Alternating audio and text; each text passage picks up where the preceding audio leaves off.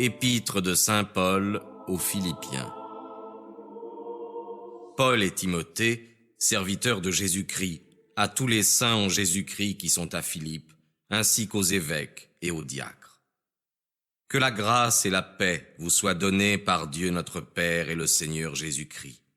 Je rends grâce à mon Dieu toutes les fois que je me souviens de vous, ne cessant pas, dans toutes mes prières pour vous tous, de prier avec joie au sujet de la part que vous avez prise à l'évangile du Christ depuis le premier jour jusqu'à maintenant.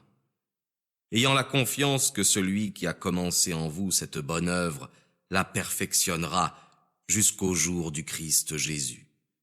Et il est juste que j'aie ce sentiment de vous tous, parce que je vous ai dans mon cœur, vous qui, soit dans mes liens, soit dans la défense et l'affermissement de l'Évangile, participez tous à ma joie.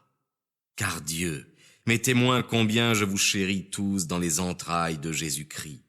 Et ce que je demande, c'est que votre charité abonde de plus en plus en connaissance et en toute intelligence, pour apprécier ce qui est meilleur, afin que vous soyez purs et irrépréhensibles pour le jour du Christ, étant remplis du fruit de justice par Jésus-Christ, pour la gloire et la louange de Dieu.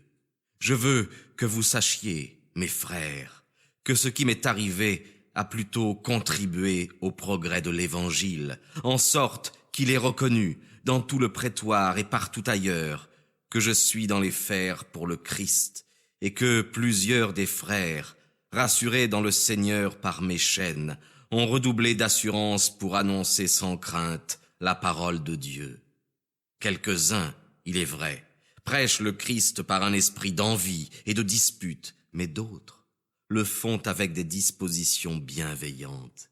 Les uns le font par affection, sachant que j'ai été établi pour la défense de l'Évangile.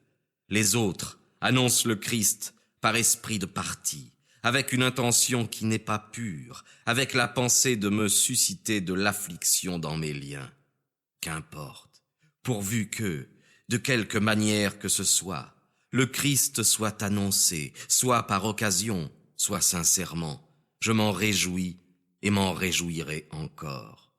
Car je sais que cela tournera à mon salut, grâce à votre intercession et à l'assistance de l'Esprit de Jésus-Christ, selon l'attente et l'espérance où je suis que je ne serai confondu en rien, mais que, parlant avec toute assurance, je verrai, maintenant comme toujours, le Christ glorifié dans mon corps, soit par ma vie, soit par ma mort. Car pour moi, la vie, c'est le Christ, et la mort m'est un gain. Mais si vivre dans la chair est utile pour mon œuvre, j'ignore ce que je dois choisir. Je suis pressé des deux côtés. J'ai le désir d'être dégagé des liens du corps et d'être avec le Christ, ce qui est de beaucoup le meilleur. Cependant, il est nécessaire, à cause de vous, que je demeure dans la chair.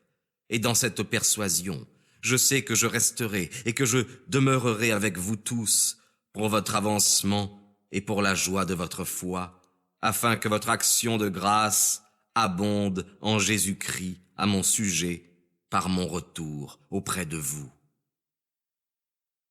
Seulement, conduisez-vous d'une manière digne de l'évangile du Christ, afin que, soit que je vienne vous voir, soit que je demeure absent, j'entende dire de vous que vous demeurez ferme dans un même esprit, combattant tous d'une même âme pour la foi de l'Évangile, sans vous laisser effrayer en rien par les adversaires, ce qui est, pour eux, un signe de ruine, mais pour vous, un signe de salut, et cela de la part de Dieu, car il vous a fait, à vous, la grâce, non seulement de croire au Christ, mais encore de souffrir pour lui, en soutenant le même combat où vous m'avez vu et où vous apprenez que je suis encore.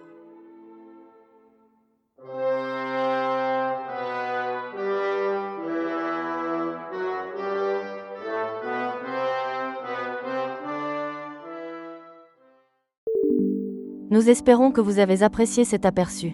Pour continuer à écouter ce livre audio sur Google Play Livres, utilisez le lien dans la description de la vidéo.